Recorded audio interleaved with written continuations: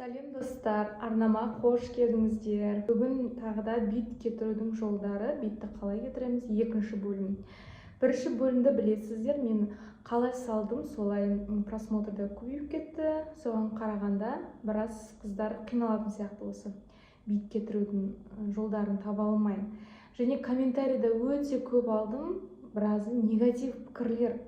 Қыздар, негатив пікірді жазып отырсыз ба? Сіздің уақытыңыз бар. Сіз менің видеомды көріп отырсыз. Бірақ неге негатив пікір қалдырасыз? Мен бар уақытымды кетіріп сіздерге видео түсіріп жатырмын. Айтсам, өзі ойымды айтқан шығармын.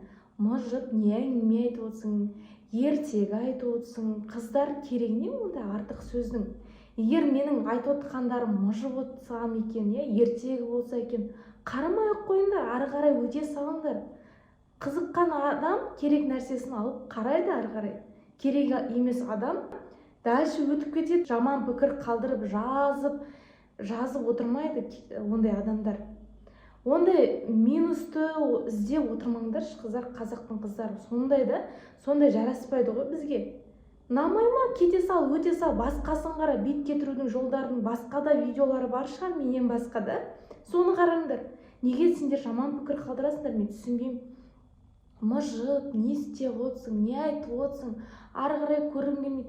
Мен беріліп кетіп айтып отырмын, басымнан өткенімді айтып отырмын. Кішкентай кезімде мен мынау шашым айналайын 2 метр шаш биттегенде не болатынын сіз елестетпейтін шығарсыз. Может, сіздің шашыңыз былай қысқа шығар, может, биттеп жүрген еруңда, а сен мынандай 2 метр шашың болып, сенің шашың биттесінші. Сен әңгіме, мыжып емес, сен ертегі емес, сен поэма, жыр айтуға дайынсың. Ұнамай ма, пожалуйста, өтіп кете сал.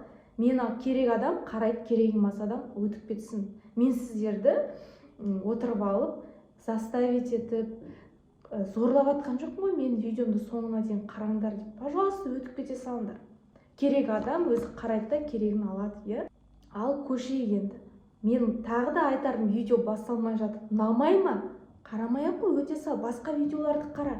Ұнатпасаң да керек нәрсе деп тұрсаң, шашың биттеп жүрсе, қызың шашы биттеп жүрсе, соңына дейін қара, не айтатынымды көр. Мыжысам, әңгімемді, мен солай айтам, ұзақ қып айтам. Енді менің блогым ғой, бұл мен өзім білем ғой, не айтсам да, не жүрсем, мен сіздерден сұрамаймын ғой.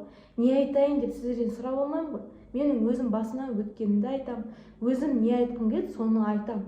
Маған біреу негатив айтты екен деп, мен ол видеомды өшіріп тастамаймын. Ары қарай кеттім. Негатив пікір жаздыңыздар ма, бәріңізді блокқа жіберем. Шаш биттеу. Осы жылы, 2023 жылы мен өз басымнан өтті. Яғни қалай өтті? Ол қызыма жұқты. Қызым демалыста жаз айларында ауылға, ыстық жаққа, яғни менің ата-енем Шымкенттен ыстық жақта тұрады. Сол жаққа бір айға жібердім. Сол кезде менің балаларым бір айда жүріп келді, сол кезде менің қызым жұқтырып келді. Енді мен айта алмаймын, неден жұқты, енді ыстық жақ білесіздер, Ыстық жақта терлейсің, ыстықтайсың. Ол бала далада ойнайды, қол кір болады, басын ұстайды, күнделікті жуынбайды, Енді мен қастарында болмағаннан кейін. Мен апарып тастадым, бір айдан кейін алып келдім. Сол кезде ол жұқтырып келді. Немесе қасында ойнап жүрген қыздардан жұқты ма, білмеймін. Жұғады ғой, ол бит деген нәрсе жұғады. Любой вирусный аурудың өзі жұғады. Ал бит ол міндетті түрде жұғатын нәрсе. Осылай жұқтырып әкелді.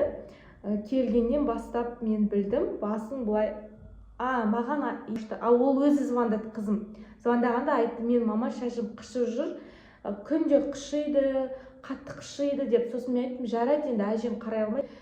Келгеннен кейін өзім тазартып аламын деп жүрдім. Сосын келді, енем де звондағанда айтып жүрді, қызымның шашы биттеп жүр ау деймін, что-то шашын қолын басынан мен қарай алмаймын деді. Жарайды дедім.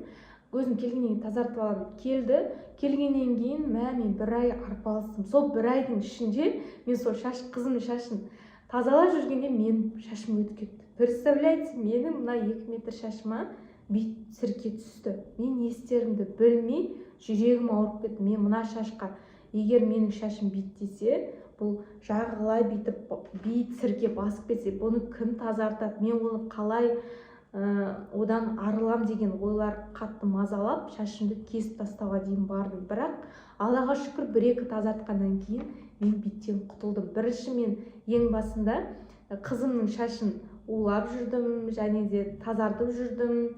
Сосын уже екеуміз бірдей кірісіп кеттік, өйткені мен одан жұқтырып алып тұрмын ғой. Шашын тазалаймын, шашын тазалағанда басын орамал тақпадым ба білмеймін, енді бұл ұзын шаш болғасын бәрі жұқып тұр ғой. Және кейде қасында ұйықтайтынмын. Сондай кезінде маған жұқып тұр ғой. Енді бит деген ол проблема, негізі қыздың проблемасы ғой. Не істедім мен? 1 айдың ішінде істемегенім жоқ. Енді мынандай артық отсекадан заттар алған жоқпын. Осы паранит деген менде болған. Мен алдыңғы видеода айтқанмын, сіздерге айтқан педикулонды айттым, педикулон что-то маған иісі оның ұнамады. Кейін мен мынандай паранит дегенді алдым. Бұның вообще мүлдем иісі жоқ, майлы. Бұны жағасын, жаққаннан кейін көрсетейін сіздерге. Бұл біраздан бері менде бар. Жағасында спрей түрінде полностью жағып ұшына дейін жағасын, түбіне жағасын. Жаққаннан кейін бұл кәдімгі май. Бұнымен жарты сағат жүру керек дейді. Мен негізі 2-3 сағат жүрем. Жағып қоямыз. Қызымның шашына, мысалы, оның шашы где-то осындай. Қызымның шашына жақтым. Полностью май шұқылдап тұрып жақтым. Өзімнің шашыма жақтым. Сосын басымызға кәдімгі салфан киіп алдық, маечканы киіп алып 3 сағат жүрдік. Не жарты сағатта ол ешқандай действие етпейді. 3 сағат жүреміз, не болмаса 4-5 сағат жүреміз. Не болмаса бетіңіз, шашыңызда көп сірке көп болса, менің кеңесім түнде жағып жатыңызда, басыңызға маечка киіп, таң атқанға дейін сонымен жата беріңіз. Келесі күн таңертең тұрғанда жуып алыңыз. Солай өледі бет сіркеде. Ата ол қиын болады, 1-2 сағатта кетпейді. Сонымен кәдімгілей жуып, шампуньмен емес, просто жуамыз да. Осыдан кейін бұл май. Солай келесі күні 1 күн жүреміз, 1-2 күн жүреміз. Шашымыз біртүрлі майлы сияқты майланып тұрады да. Соның ішінде бәрін өлтіреді. Сосын 1-2 күннен кейін кәдімгі шампуньмен жуып алсаңыздар болады. Және келесі күндері осындай бұның өзінің набормен жүреді. Осындай тараға алдында да көрсеттім. Майда тарақ, осымен тарай береміз. Бұл сіркені де алып шығады. Бағыс қақ сірке бәрін ала береді. Тарай беріңіздер. Таңертеңде, кешке де. Және бүйтіп қолмен алып, сығып, өлтіріп, алып тазалай беріңіздер. Мен шашымды тазалаған жоқпын, потому что мен кім тазалайды? Мен 2 метр шашымды. Мен өзім де тазалай алмаймын, өзім де істей алмаймын. Мен тек осылай уладым да, көрейін дедім. Мен көрейін дедім, кетпесе 1-2 ай көрем, алысып болмаса шашымды кесіп. Не істеймін енді мен бүйтіп шашымды қысып, нервімді құртып жүргім келмейді. Алдында болды ғой, мен өткен видеомда сіздер көрген, айтқан шығармын, сіздерге бөліскен не болғанын. 1 жыл күресіп кетпей қойды ғой менің. Ол кезде мен емізіп жүрдім, сол кезде сондай болды ма, білмеймін, бір гормональ ма, өзгерістер болды ма. Бұл жолы Құдайға шүкір кетті. Және мен тағы бір осымен қатар алып жүрген тағы бір құралым, ол банио деп аталады. Банио, ол Ерсак компаниясының баня дегенін алдым. Соны тоже айтты, бит сірке кетіреді деді. Бірақ мен оны көп қолданған жоқпын. 1 рет қолдандым, сосын мынаны қолдана бердім. Оның иісі вообще андай хлорный иіс сияқты, өте ащы. Оның да үлкен мынандай көлем осындай. 1 литрі 3000 теңге ма сондай. Оны үйге, пол жууға, тарақандарды кетіруге, сондай иіс кетіруге арналған, негізі жақсы. Бірақ оны да істеп көрдім, қызыма да өзіме де. Оны кәдімгілей аласыздар да, қолыңызға құйып алып, тоже шашыңызға құясыз. Еш нәрсемен араластырмайсыз, су ештеңемен араластырмайсыз. Сосын кәдімгілей шұқылдатып жағасың да, оны да солай салафанмен 1-2 сағат жүресің. Сосын кәдімгілей жуып тастайсың оны да. Оны да көрдім, 1 рет қолданып көрдім. Кейін мынамен істей бердім, сонымен кетті. Құдайға шүкір кетіп қалдым. Сіздер де осылай істеп көріңіздер. Осы паранит және банио. Немесе банионың өзін көріңіздер, қолданып. Ешқандай зиян жоқ. Денсаулыққа да зиян жоқ, шашқа да, теріге де зиян жоқ. Көрсеңіздер болады. Негізі мен сіздерге айтар кеңесім осыларды пайдалану және қолмен тазалау. Егер шашыңыз ұзын болып, өзіңіздің шашыңызды тазарта алмай жатсаңыз, енді онда осы сірке битке арналған тарақпен тарай беру керек қайта-қайта. Қыздарыңыздың шашын қайта-қайта тексеріп, қарап отырсаңыздар құтыласыздар. Сөйтіп мектепке біз, Құдайға шүкір, бит серкемізді жойып бардық. Қазір мінекей уже қыс айы, ешқандай бит серке бізді мазаламайды. Негізі солай бір тазалап алсаңыздар, ол жұқпайды негізі. Білмеймін, мектепте оқып жүргенде де бүйтіп мектептен жұқтырып әкелген емес. Енді кішкентай кезінде садиктан жұқтырғаны бар. Және далада осылай ойнап жүргенде қыздардан жұғады-ау деп ойлаймын. Бірақ басында сразу тазалап жойып алсаңыз, ары қарай сізге оңай болады. Күшеймей тұрғанда тазалап алыңыздар. Ал менің видеом бүгінгі сіздерге ұнаса лайк басамыз, арнама жазыламыз және негатив пікірді жазуды қоямыз, қыздар. Бір кісі жазыпты, білмеймін, қырғыз ба, өзбек ба, қайын жұртың қарап отыр, ұялмайсың ба деп. Үйте, қайын жұртым маған қарап отыр. Мен не бір ұятты нәрсе айтып отырмын ба?